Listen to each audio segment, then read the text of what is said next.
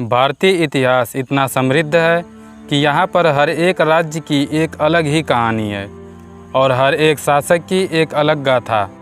ऐसी ही एक गाथा है भारत के वीर चक्रवर्ती सम्राट अशोक के बारे में, जिन्होंने अपनी महानता से समस्त भारतवर्ष को अपनी मुट्ठी में कर लिया था और उसके बाद अचानक से अपना हृदय परिवर्तन करके अहिंसा का मार्ग चुन लिया। आज की इस वीडियो में हम बात करेंगे कि आखिर क्यों अशोक ने अहिंसा के मार्ग को चुना। 304 ईसा पूर्व में राजा बिंदुसार और रानी धर्मा के पुत्र ने पाटलिपुत्र में जन्म लिया। राजा बिंदुसार को अपने पुत्र के मुख से आने वाले तेज से ये आभास हो रहा था कि ये आने वाले समय में अपने राज्य का विस्तार करेगा और आगे जाकर उन्होंने अपने पुत्र का नाम अशोक रखा। ऐतिहासिक लेखों के अनुसार राजा बिंदुसार की 16 रानियां थीं और उनके 101 पुत्र थे, जिनमें से एक अशोक भी थे। अशोक का एक बड़ा भाई था जिसका नाम सुसीम था और राज परंपराओं के अनुसार जो पुत्र सबसे बड़ा होता है वही युवराज बनता है।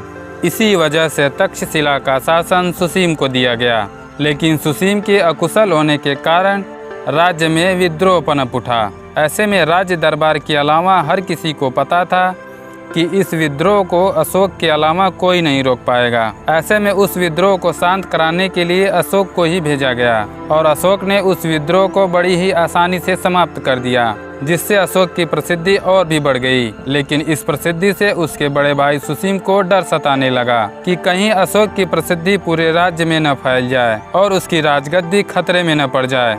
इसी वजह से उसने सम्राट बिंदुसार से कहकर अशोक को निर्वास में डाल दिया और उसी निर्वास का पालन करते हुए अशोक कलिंग चले गए। वैसे तो अशोक बहुत ही क्रूर स्वभाव के थे, लेकिन बौद्ध गुरुओं के साथ रहकर अपने क्रोध पर काबू पाना सीख गए थे।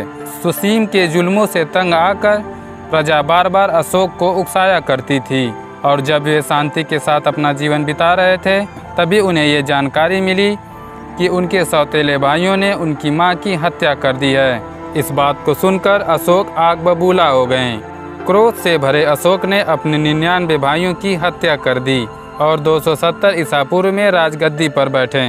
राजगद्दी पर बैठते ही अशोक ने चारों ओर अपने राज्य का विस्तार करना शुरू कर दिया और भारत का चक्रवर्ती सम्राट बन गए।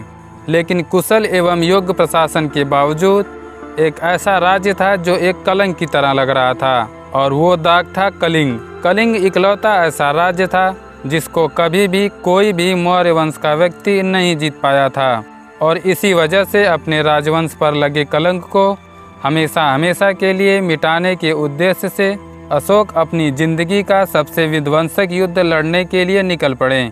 इसी विध्वंसक युद्ध को कलिंग के युद्ध के नाम से भी जाना जाता है। काफ़ी घंटों लड़ने के बाद किसकी जीत हो सकती थी इसका अंदाज़ा किसी को नहीं था। किसी व्यक्ति को ये भी समझ नहीं आ रहा था कि वो किसका खून बहा रहे हैं, बस हवा में तलवार चला रहे थे और इसी खूनी लड़ाई के बाद अंततः अशोक इस युद्ध को जीत गए और अपने राज्य का पहला और इकलौता ऐसा शासक बन गए जिसने कलिंग राज्य को भी जीत लिया। लेकिन इस युद्ध में लाखों सिपाहियों की मृत्यु हो गई और कई सिपाही घायल हो गए। अशोक मृत और घायल हुए सिपाहियों के आंकड़ों का आकलन करने के लिए युद्ध भूमि में गए और तभी उन्हें युद्ध भूमि में दूर एक बौद्ध भिक्षुक मिले।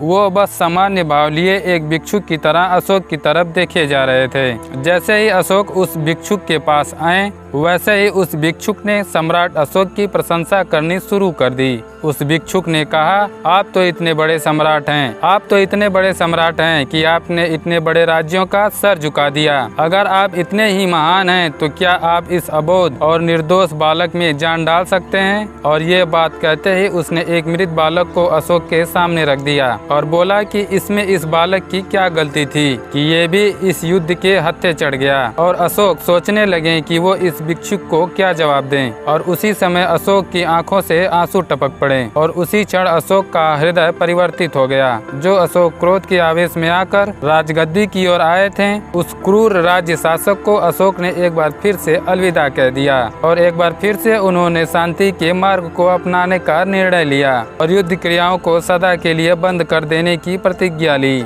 और एक भिक्षुक के तरह ही अलग अलग जगहों पर बौद्ध धर्म के प्रचार में अपने जीवन का अंतिम पल व्यतीत किए। उनके पुत्र महेंद्र और उनकी पुत्री संघमित्रा ने भी बौद्ध धर्म का प्रचार करने में सहयोग दिया और विश्व में अहिंसा का संदेश पहुंचाया।